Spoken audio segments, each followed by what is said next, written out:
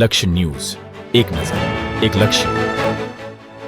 સુરેન્દ્રનગર શહેર માટે ઐતિહાસિક ગણાતી એવી મહાનગરપાલિકા માટે પ્રથમ ચૂંટણી બાદ હવે પ્રથમ મેયર પણ મળી ગયા છે.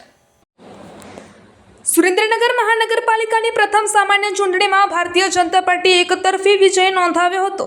કુલ 52 બેઠકોમાંથી 51 બેઠકો પર ભાજપના ઉમેદવારોએ વિજય બનતા શહેરની રાજનીતિમાં ભાજપનો દબદબો જોવા મળ્યો હતો.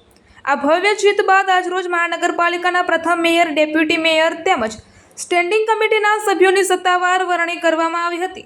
મહાનગરપાલિકાના પ્રથમ મેયર તરીકે રાકેશ રાઠોડની વરણી કરવામાં આવી છે, જ્યારે ડેપ્યુટી મેયર તરીકે સ્મિતાબેન રાવલની જવાબદારી સોંપવામાં આવી છે.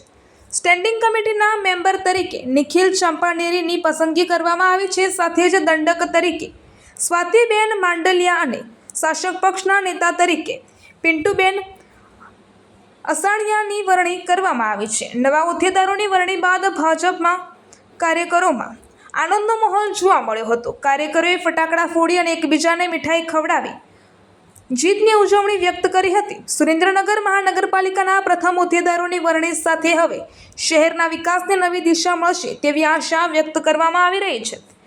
સુરેન્દ્રનગર મહાનગરપાલિકાના પ્રથમ મેયર બન્યા બાદ શહેરમાં રસ્તા, ટ્રાફિક અને શહેરના અમુક વિસ્તારોમાં ગંદા પાણીની સમસ્યાઓ છે તે અંગે પ્રથમ કામગીરી કરવા માટે મેયર દ્વારા જણાવવામાં આવ્યું હતું. આ ઉપરાંત શહેરમાં યુવાનોને સાથે રાખી અને વધુમાં વધુ વૃક્ષો વાવી સુંદર શહેર નિર્માણ કરવા પણ કહ્યું હતું. રિપોર્ટર દેવમ ત્રિવેદી, સુરેન્દ્રનગર.